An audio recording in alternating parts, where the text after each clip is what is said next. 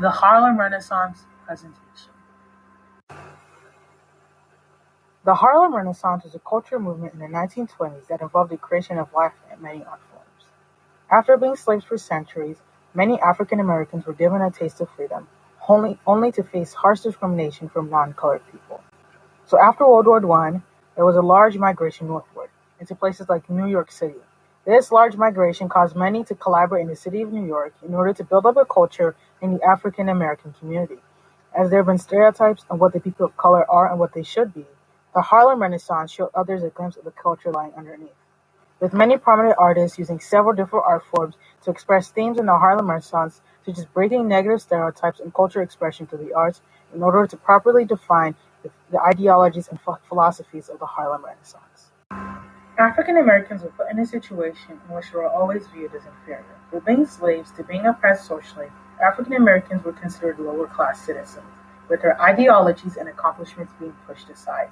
Having those who were upper-class citizens push negative stereotypes of African American into the mainstream of Western culture. During times where slavery was prevalent, many were looking for ways to justify it, and those who supported slavery were willing to push negative stereotypes. As stated in an article written by the National Museum of African American History and Culture, many believed in negative stereotypes like laziness as well as characteristics of submissiveness, backwardness, lewdness, treachery, and dishonesty. Because if there was a narrative on what African American slaves were, then there was a reason to treat them as such human beings. As time went on and slavery was abolished, these negative stereotypes still followed people of color. When they just wanted a chance to gain social equality, these negative stereotypes were used as an excuse to oppress them. Through the Harlem Renaissance movement, many urban African Americans made it their goal to push a different narrative than what was being told. For instance, in a crisis newspaper log, there were several ads placed titled Lana College, and another ad for a school titled St. Philip's Normal and Industrial School. And lastly, there was an ad for a school called Edwards Waters College. There seems to be a common theme with these advertisements. With them all pushing colleges and getting an education, it seems like there's a message to go and get educated. Another trend was shown in an advertisement titled Colored People Don't Want Classical Music. The ad shows when and where people can go and enjoy the musical arts. The purpose of the crisis pushing all these intellectual advertisements is to appeal to the negative stereotypes that African Americans were not intelligent beings. If they could encourage many African Americans to go to college and get more involved in the arts, then they were able to fight back on those negative stereotypes and further push the goals of the Harlem Renaissance through Western culture. As the Harlem Renaissance progresses, many in the community were looking for ways to get their message across. Most accomplished this through art, as there were famous artists like Aaron Douglas and Jacob Lawrence. In an article written by biography editors, it states that Aaron Douglas would often mix modernism and African art to push the idea that African Americans should try and reconnect with their African heritage. In another article titled Jacob Lawrence, written by Berkowitz, it states that artists like Jacob Lawrence would use his painting to tell a story and get his message across. These artists are only a few out of hundreds, with many African Americans using their skill and knowledge through the arts to show others outside of the community their culture and represent themselves in a way African Americans always wanted, with them tearing down negative stereotypes and expressing themselves artistically being the few ideas that artists would use to drive the Harlem Renaissance. These ideas all build up to the basic belief that African Americans not only wanted to build up their culture, but integrate it into Western culture and become part of it as a whole. And artists were able to convey this message by using distinct art techniques to represent their lifestyle in paintings. Jacob Lawrence, an African-American artist, used social realism, art abstraction, composition, and his use of bold colors to create his stories on what African Americans experienced during the Harlem Renaissance. The way that Lawrence did this was through his own experiences from what he saw in New York City, where Harlem was created. The main goal of his artwork was to help communicate the struggles he went through with his peers to white viewers and other religions. An interest that Lawrence took that no other Harlem artist did was that he wanted to appeal to all people of the common man.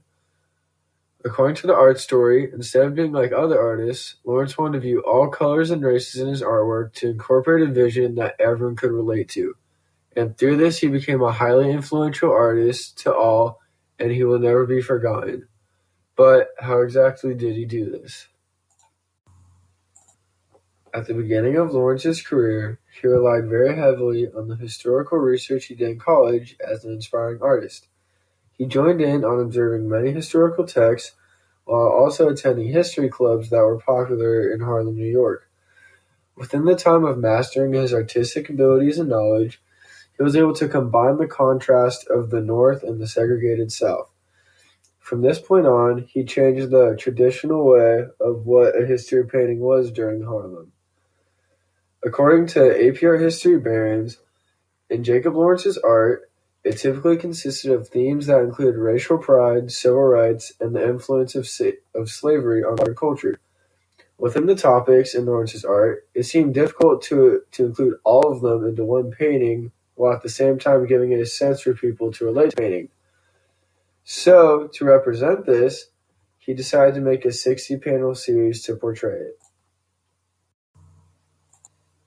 In Jacob Lawrence's 60-panel series, one of his most famous panels in The Migration of a Negro was panel number 49. In this painting, it portrays a scene involving a public restaurant in the north in which there's a zigzag yellow pole down the center, which represents the segregation between the white and the black men. The deep meaning behind the art is that even if African American men reach the north as a world of blue sky among prison, men can outrun their imprisonment of racism and segregation. With the dominant artist Jacob Lawrence in the Harlem Renaissance, another influential artist emerged named Aaron Douglas that gave a stronger African American view to his paintings. One of many African American artists working to integrate into advancing cultures in cities such as New York was Aaron Douglas. In paintings such as The Founding of Chicago, Aaron Douglas pictures powerful ideas about the often uncelebrated role of African Americans in the building of American cities. Aaron Douglas tries to depict that African Americans founded some of today's largest cities in the United States and are more important than some people at the time thought. Jean-Baptiste was one of the set of African Americans and founded the city of Chicago. Due to Jean's African heritage, not much is known about him. African American artists of the time also tried to depict the tragic past of African slaves brought to the United States, pictured in Study for Aspects in Negro Life, An Idyll of the Deep South, agricultural labor to the tragic injustices in the South after Reconstruction. Men, women, and children brought from Africa as slaves endured pain and tragedies worse than most can imagine, and still managed to produce some of the most far-reaching art pieces ever created by humanity. The primary goal of African American artists during the time of the Harlem Renaissance was to integrate themselves into Western culture, while also being proud of their African heritage. During this time, African American artists were able to convey their past and traditions through paintings. In paintings such as The Founding of Chicago, African Americans are shown founding one of the largest cities in the United States, showing the importance of Africans in Harlem Renaissance America. Because of artists like Jacob Lawrence and Aaron Douglas, the Harlem Renaissance's deep culture and history was depicted through painting.